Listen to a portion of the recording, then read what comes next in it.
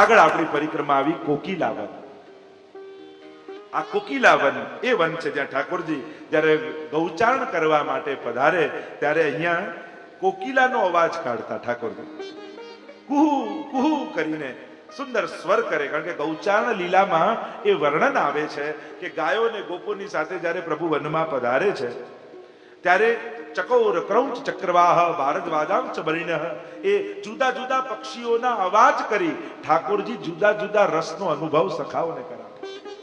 ચકોર પક્ષીનો અવાજ કરી વીરનો અનુભવ કરાવે, ક્રૌંચ પક્ષીનો અવાજ કરે, ચકોર ક્રૌંચ ચક્રવાહ અદ્ભુત રસ કરાવે, ભારદ્વાજ પક્ષીનો અવાજ કરે. આમ જુદા જુદા પક્ષીઓના અવાજ ઠાકોરજી કાઢે. તો આ કોકિલા વનમાં ઠાકોરજી કોકિલાનો અવાજ કરે છે. કોકિલા બિહારીજીનું મંદિર છે, પનિહારી કુંડ છે, લલિતા કૂપ છે, ત્યાં દર્શન કર્યા. પનઘટની લીલા અહીંયા છે. કોકિલા સખીની વિનંતી સાંભળી ઠાકોરજી એના મનોરથો પૂરા કરવા માટે આ કોકિલા વનમાં પધારે છે. રહસ્ય લીલા છે. હોળીની લીલાનું અહીંયા વર્ણન કરવામાં આવે છે. ઠાકોરજી સાથે અહીંયા અનેક પ્રકારની લીલા ઠાકોરજી કરે છે. મહાપ્રભુજીના બેઠકજી કોકિલા વનના છે. અહીંયા ચતુરા નાગા અહીંયા આવ્યા હતા મળવા મહાપ્રભુજીને. અમારા સાધુઓને ભોજન કરાવો એવું ચતુરા નાગાએ વિનંતી કરી. ત્યારે 5 શેર દૂધમાંથી ખીર બનાવી અને બધા જ હજારો સાધુઓને એ આરોગાવી મહાપ્રભુજી એવો પ્રસંગ આવે છે. અને ત્યારે કહ્યું કે મને આપ સેવક કરો એમ ચતુરા નાગાએ કહ્યું. ત્યારે મહાપ્રભુજી આજ્ઞા કરી કે અમારા પૌત્ર શ્રી ગોકુલનાથજી તમને બ્રહ્મ સંબંધ આપશે, તમને સેવક કરશે. અને ગોકુલનાથજી દ્વારા આ સ્વીકાર થયો. ગોવિંદ કુંડ ઉપર એમની સમાધિ છે એવું વર્ણન આવે. આગળ પાંડવ ગંગા આવ્યા. પાંડવ ગંગામાં વનવાસ સમયે અહીંયાથી ગંગાજી પ્રગટ કરવામાં આવ્યા હતા એવો ઉલ્લેખ આવે છે. દ્રૌપદીએ અહીંયા પૂજન કરી ગૌદાન કર્યું હતું. એટલે આ સ્થાનમાં પાંડવ ગંગામાં ગૌદાનની મહત્તા છે. બડી બેઠન, છોટી બેઠન, આગળ આવ્યું ચરણ ગંગા. એક વખત કૃષ્ણ ગોપવેશ ધારણ કરીને પધાર્યા. ચરણ પહાડી અને ગોવર્ધન પર્વતને જેમ ઉપાડી લીધો હતો એમ અહીંયા જ્યારે ઉપાડ્યો ત્યારે અહીંયા ચરણનું પૂજન ઠાકોરજીનું કરવામાં આવ્યું. એટલે આ ચરણ ગંગા અહીંયાથી પ્રગટ થઈ છે. રાસોલી ગામ આવે. શંખચૂડનો ઉદ્ધાર પરમાત્મા અહીંયા કર્યો હતો. કદમના વૃક્ષની નીચે શ્રીનાથજીની બેઠક અહીંયા છે. શ્રી ગોકુલનાથજીની બેઠક છે. ભાગવતજીનું પારાયણ શ્રી ગોકુલનાથજીએ કર્યું હતું. આગળ વિહારવન આવ્યું. દેહગામ આવ્યું. અહીંયા દધી ગામ આવ્યું કે જ્યાંથી ઠાકોરજી દધી વલોવ્યું હતું ગોપીજનોએ અને પ્રભુને આરોગાવ્યું હતું. અને ત્યાંથી આપણી પરિક્રમા આગળ ચાલી અને કોટવન તરફ આપણી પરિક્રમા જઈ રહી છે. વૈષ્ણવ પ્રેમથી ગાન કરી રહ્યા છે. કોટવનમાં આપણી પરિક્રમા આવી. આ પ્રાચીન સ્થાન છે કોટવન. અહીંયા લતા પતાની કોટ બનાવી અને ઠાકોરજી ભીતર લીલા કરે છે જેથી કોઈને દર્શન ન થાય. રહસ્ય લીલામાં એ કહેવામાં આવ્યું કે એકવાર યશોદાજીએ વિનંતી કરી કે પ્રભુ તારા વિશે ખૂબ સાંભળ્યું છે કે તમે રાસલીલા કરો છો, મને તો દર્શન કરાવો. ત્યારે ઠાકોરજી કહે પણ રાસલીલા કરું ને આપને દર્શન કરાવું તો આપને જોઈને ગોપીજનોને સંકોચ થાય. ત્યારે યશોદાજીએ કહ્યું એમને સંકોચ ન થાય એ રીતે આડમાંથી હું દર્શન કરીશ. ત્યારે લતા પતાઓની કોટ બનાવી અને રાસ ચોતરા પર ઠાકોરજીએ રાસ કર્યો અને આ લતા પતાઓની આડમાંથી યશોદાજીએ રાસલીલાના દર્શન કર્યા. એવું કોટવનની લીલાનું વર્ણન કરવામાં આવે છે. અહીંયા શીતલકુંડ છે. ગુસાઈજીના શીતલકુંડ ઉપર બેઠકજી છે.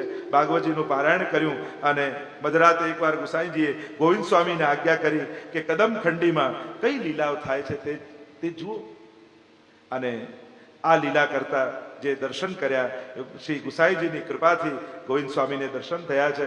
કદંબ બન બીથી ન કરત વિહાર કે જે કદમ વનમાં ઠાકોરજી જે વિહાર કરે છે અને એ પદ અહીંયા પ્રગટ થયું. કદમ વન બીથી ન કર વિહાર. જે ગુસાઈજીની કૃપાથી કદંબ વનમાં ઠાકોરજીને વિહાર કરતા ગોવિંદ સ્વામીએ દર્શન કર્યા હતા. આગળ શેષશાહી આવ્યું.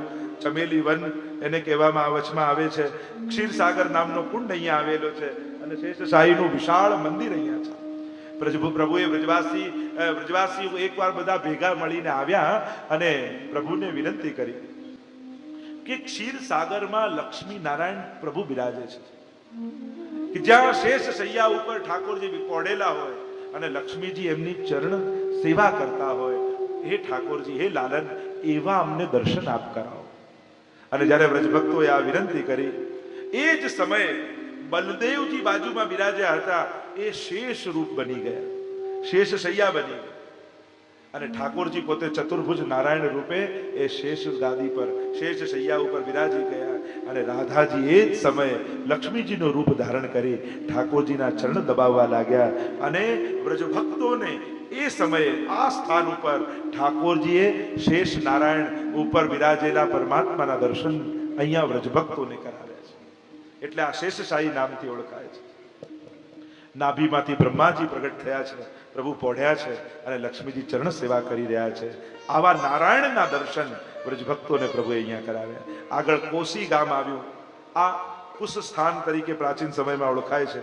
વ્રજની દ્વારિકાપુરી તરીકે આ કોસી ઓળખાય છે. આ બ્રજની દ્વારિકા કહેવાય છે. જેમ બધા તીર્થ છે ને તો આપણી દ્વારિકા બ્રજમાં કઈ તો કે આ કોસી ગામ. સૂર્યગ્રહણ સમયે રાધાજી રૂક્ષ્મણીજીનો મેળાપ થયો છે અને એ સ્વરૂપ જે રાધાજી અને રૂક્ષ્મણીજીનો મેળાપ થયો, પાછા બ્રજમાં આવ્યા અને ત્યાં વિનંતી કરી બધાએ કે અમને દ્વારિકાપુરીના દર્શન કરાવો. અને ત્યારે ઠાકોરજી આ સ્થાન ઉપર સાક્ષાત દ્વારિકા પ્રગટ કરી અને દ્વારિકાના દર્શન રજભક્તોને કરાવેલા એવી કથા આવે છે. આગળ પય ગામ આવ્યું. ખેલન વનમાં ખેલતા પ્રભુ ભૂખ્યા થયા અને સખાઓએ ગાય દોહીને ઠાકોરજીને દુગ્ધપાન કરાવેલું, એટલે એને પય ગામ કહેવામાં આવે છે. પ્રભુ કોઈ પાત્ર તો હતું નહીં, ઠાકોરજીને ક્યાંથી દૂધ પીવડાવવું, એટલે ગાયની નીચે ઠાકોરજી મુખ ખોલીને પડી ગયા અને સખાઓએ ગાયને ધોઈ સીધું પ્રભુના મુખારવિંદમાં દુગ્ધપાન કરાવ્યું. એટલે સીધું ગાયના આંચલમાંથી દુગ્ધપાન કર્યું એટલે આ ગામનું નામ પે ગામ છે. અને આમ આગળ આપણી પરિક્રમા શેરગઢ પર આવી.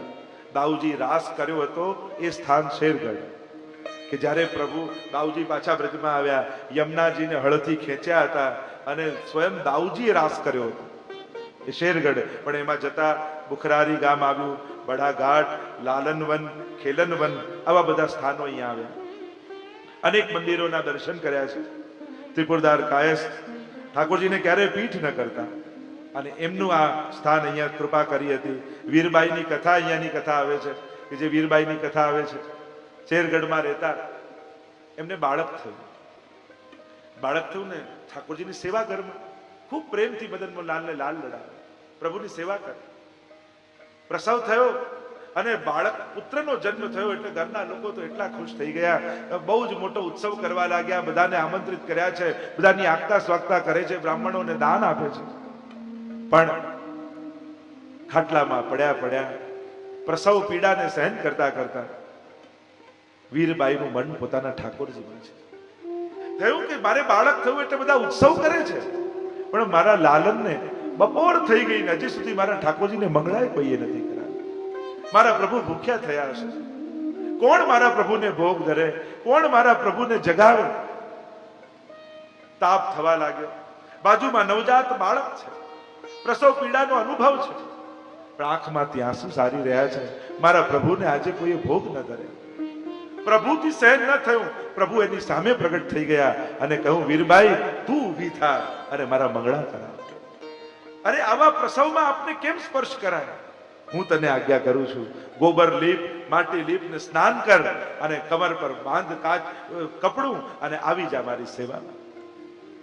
કટી પર વસ્ત્ર બાંધી ગોબર માટીનો લેપ કરી સ્નાન કરી અપરસ કરી અને વીરબાઈ દોડતી દોડતી જાય છે, ઠાકોરજી માટે સામગ્રી સિદ્ધ કરે છે અને ઉતાવળે મંગળા કરી અને પ્રભુને મંગલ ભોગ કરે છે. આંખમાંથી આંસુ સારતી વિનંતી કરે, પ્રભુ ક્ષમા કરજો, મારાથી દોષ થયો. બધા આનંદમાં એવા લાગ્યા છે, આપના સુખનો કોઈ વિચાર કરતા નથી. આજે આપને મેં શ્રમ કરાવ્યો, મને ક્ષમા કરજો. આવા ભગવદી અહીંયા રહેતા. આવા અનેક ભગવદીઓના ચરિત્ર અહીંયા વર્ણન કરવામાં આવે છે. આગળ આપણી પરિક્રમા ચીરઘાટ પર આવી. આ ચીરઘાટ રસ્તામાં આવ્યું રામઘાટ. કહેવાય છે કે દાઉજીએ રાસમાં યમુનાજીને અહીંયાથી ખેંચ્યા હતા આ રામઘાટ, એટલે યમુનાજી ત્યાંથી વળીને જાય છે. એટલે ગોરે દાઉજી અહીંયા બિરાજમાન છે. ગુંજાવન આવ્યું.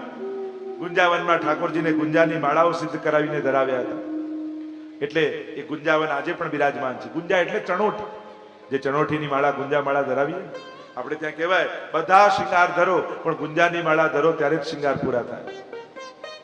આ ગુંજાવન, આ એ સ્થાન છે ગુંજાવન કે જ્યારે બાલકૃષ્ણ લાલજી, ગુસાઈજીના લાલજી, ત્રીજા લાલજી, અને એમના માથે દ્વારિકાધીશની સેવા ગુસાઈજીએ પધરાવી અને થોડા દિવસ સેવા કર્યા પછી એમણે વિનંતી કરી ગુસાઈજીને કે કાકાજી, આપે પ્રભુની સેવા તો પધરાવી, પણ મારી ઈચ્છા તો યુગલ સ્વરૂપની સેવા કરવાની છે, તો મને દ્વારિકાધીશના સ્વામીનીજી પણ પધરાવી દો સેવામાં. અને ત્યારે ગુસાઈજીએ કહ્યું કે લો આ મારું કડું આપ્યું, અને કડું આપીને કહ્યું કે જે સ્વામીજીને આ કડું માપસર આવી જાય એ તમારા દ્વારિકાધીશના સ્વામી. અને બાલકૃષ્ણલાલજી તો આખા વ્રજમાં ફરે, બધા મંદિરોમાં, બધી જગ્યાએ જાય અને બધે કડું ધરાઈને જુએ, ક્યાંક નાનું પડે ક્યાંક મોટું પડે. તો પરિભ્રમણ કરતા કરતા બાલકૃષ્ણલાલજી આ ગુંજાવનમાં આવ્યા. અને જ્યાં ગુંજાવનમાં આવ્યા તો નિકટમાં યમુનાજીનો તટ છે, અને જ્યાં પધાર્યા કડું લઈને એટલામાં યમુનાજીના પ્રવાહમાંથી સાક્ષાત યમુનાજી પ્રગટ થયા. અને યમુનાજી પધાર્યા અને બાલકૃષ્ણલાલજીને કહેવા લાગ્યા કે લાવો મારું કડું ક્યાં છે. અને બાલકૃષ્ણજી જ્યાં કડું આપ્યું અને યમુનાજીને બિલકુલ માપસર આવી ગયું, અને યમુનાજી સ્વરૂપ ધારણ કરી અને બાલકૃષ્ણલાલજીના માથે બિરાજ્યા. એટલે દ્વારિકાધીશના સ્વામીજી શ્રી યમુનાજી બિરાજ્યા છે. એ અહીંયા ગુંજાવનમાંથી પ્રગટ થયા છે. જે બાલકૃષ્ણલાલજી, જે દ્વારકાધીશના સ્વામીજી છે, આ ગુંજાવનમાંથી એમનું પ્રાગટ્ય છે શ્રી યમુનાજી. તો આ ગુંજાવનમાં શ્રી યમુનાજીને વંદન કર્યા. આગળ બ્રહ્માંડ ઘાટ આવ્યું, બ્રહ્મ ઘાટ આવ્યું. વત્સ હરણ કરવા બ્રહ્માજી ગયા ને ક્ષમા બ્રહ્માજીએ આ બ્રહ્મ ઘાટમાં માંગી હતી. તો આ બ્રહ્મ ઘાટ એ ઘાટ છે જ્યાં બ્રહ્માજીએ વંદન કર્યા અને પ્રભુની ક્ષમા માંગી, સ્તુતિ કરી છે. આગળ ચીર ઘાટ આવ્યું. ચીરઘાટની પ્રસિદ્ધ લીલા છે.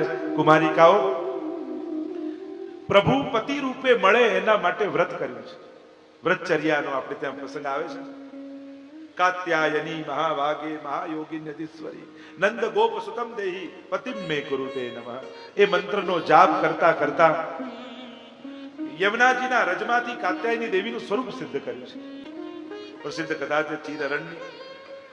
અને વસ્ત્રનો ત્યાગ કરી યમુનાજીમાં પ્રવેશ કર્યો. ગોપીજનો અપરાધ કર્યો, ક્યાં કઈ રીતે સ્નાન કરાય એનો વિવેક હોવો જોઈએ. અને ઠાકોરજી વસ્ત્ર બધા ઉપાડી અને કદંબના વૃક્ષ ઉપર ચડી ગયા. આજે પણ ત્યાં કદંબનું વૃક્ષ છે ચીરઘાટ. અને ગોપીઓ વિનંતી કરે છે, હમારો અંબર દેહો મુરાર. પ્રભુએ વસ્ત્રોનો સ્પર્શ કરી વસ્ત્રોને પણ ભગવદ રૂપ બનાવી દીધા. ક્ષમા માંગી છે, વચન આપ્યું છે શરદની રાતમાં એ રાસનો અનુભવ કરાવ્યો છે. અહીંયા ચીર કદમ કાત્યાયની દેવીનું મંદિર છે. ચીર બિહારીજીના દર્શન અહીંયા છે, દર્શન કરવામાં આવતા હોય છે. ગુસાઈજીના બેઠકજી છે.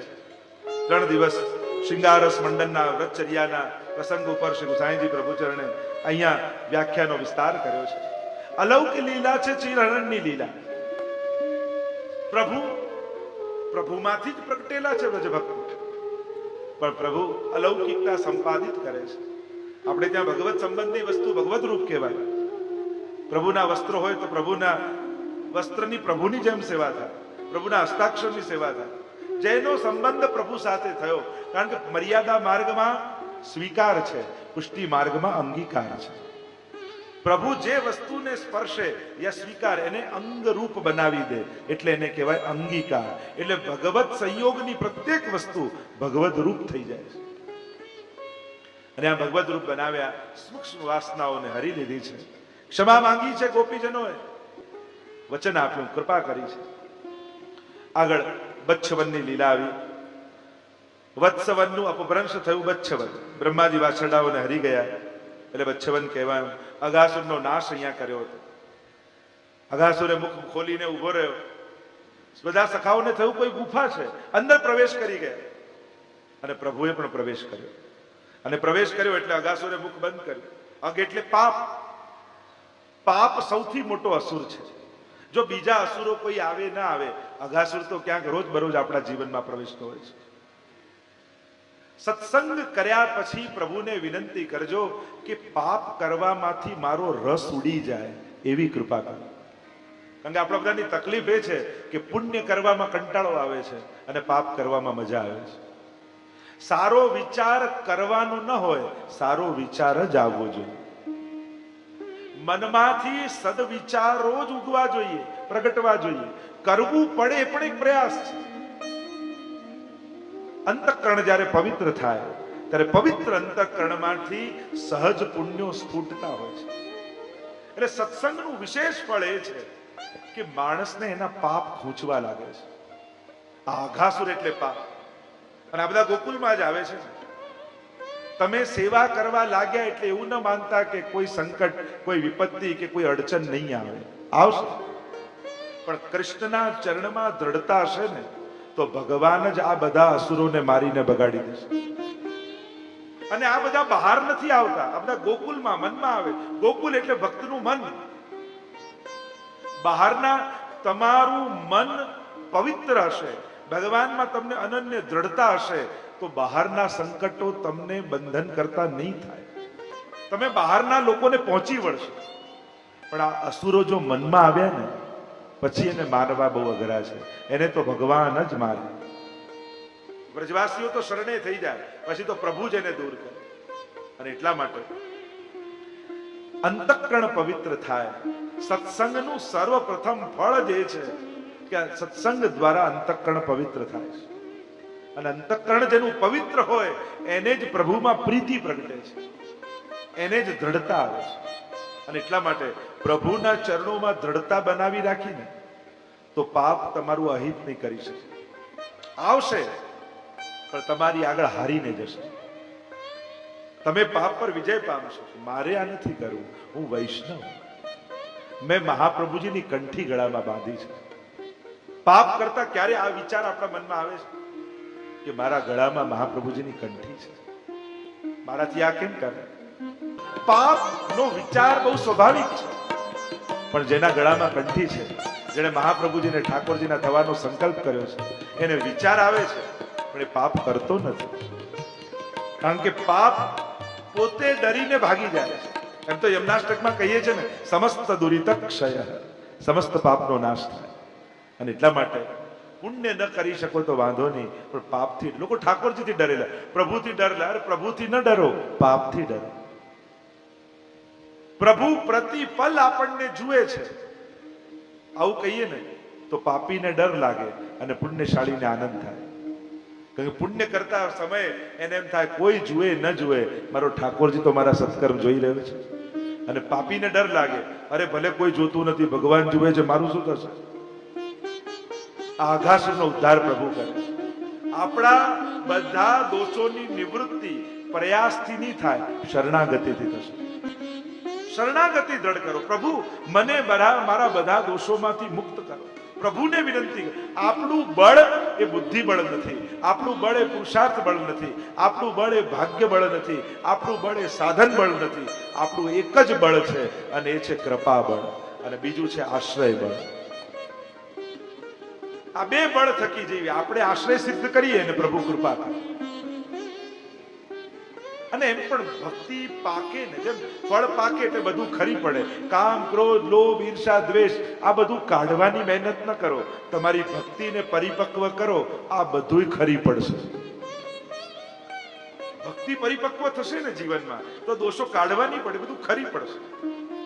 કાઢવાનો પ્રયાસ જ નહીં કરો. તો અઘાસુરનો ઉદ્ધાર અહીંયા કર્યો હતો. મહાપ્રભુજીના બેઠકજી અહીંયા છે, બચ્છવન ની આ ટેકડી પર જે છોકરના વૃક્ષ નીચે મહાપ્રભુજી બિરાજ્યા અને ભાગવતજીનું પારાયણ કર્યું છે. અહીંયા ગુસાઈજીના બેઠકજી છે. વેણુ ગીતના સુબોધનીજી ઉપર, આ સ્થાન ઉપર શ્રી ગુસાઈજીએ એમની ટિપ્પણી એના ઉપર લખી છે. અને અહીંયાથી આપણી પરિક્રમા આગળ ચાલે, વૃંદાવન તરફ જઈ રહ્યા છે. વૈષ્ણવ પ્રેમથી પરિક્રમા વૃંદાવન તરફ જઈ રહી છે.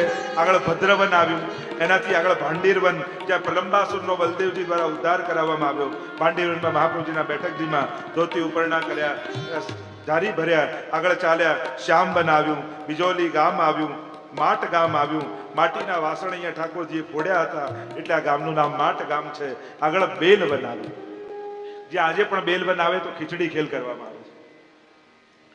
ખીચડી ખેલ અહીંયા દર બ્રજયાત્રામાં કરવામાં આવે. કહેવામાં આવે કે જ્યારે નંદ મહોત્સવ થઈ રહ્યો હતો ત્યારે છેક એ નંદ મહોત્સવનો ધ્વનિ ગોલોકધામમાં વૈકુંઠમાં ગયો અને લક્ષ્મીજીના કાનમાં પડ્યો. નારદજીને બોલાવ્યા અને પૂછ્યું કે આ શોર નંદ ઘેર આનંદનો ક્યાંથી આવે છે? ત્યારે નારદજીએ કહ્યું કે આપના પ્રભુ બ્રજમાં બાળક બનીને પ્રગટ થયા છે. અને ખરેખર લક્ષ્મીજી કહું છું, આટલા અવતારોના મેં દર્શન કર્યા, પણ આ સમયે પ્રભુએ જે સ્વરૂપ લીધું છે એવું સુંદર સ્વરૂપ તો એકે અવતાર. અને દર વખત તો અવતાર લેતા, આ વખતે તો અવતારી પોતે પધાર્યા છે. અને આ સાંભળ્યું અને લક્ષ્મીજીને મનમાં ઈચ્છા થઈ તો નારદજી મારે દર્શન કરવા જવું છે.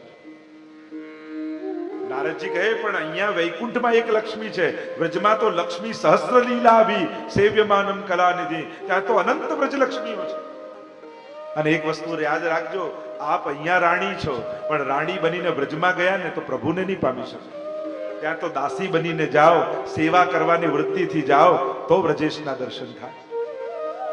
નારદજી કંઈક કરો, મને ગોઠવી આપો. તો કહેવાય છે કે એ સમયે નારદજી લક્ષ્મીજીને અહીંયા બેલવનમાં લાવ્યા, રાણીનો વેશ ખસેડી માલણનો વેશ ધરાવ્યો લક્ષ્મીજીને, હાથમાં ફૂલોની છાપ આપી, ફૂલોના શણગાર કર્યા અને કહ્યું કે હવે નંદાલયમાં જાઓ અને કોઈ પૂછે કે કોણ છો તો કહેજો નંદ બાબાની માલણ છું અને બંધનવાર બાંધવા આવી છું, તોરણ બાંધવા આવી છું અને વધાઈ લેવામાં આવી છું. અને આમ કહી માલણનો વેશ પહેરાવ્યો, હાથમાં ફૂલોની છાપ આપી અને લક્ષ્મીજી ચાલ્યા. બેલવનમાં લક્ષ્મીજીનું મંદિર છે અને જ્યારે ઉત્સવ આવે ત્યારે હજારો લોકો લક્ષ્મીજીના દર્શન કરવા આવે. અહીંયા ગુસાઈજીના બેઠકજી છે, બેઠકજીમાં ધોતી ઉપરના ધર્યા.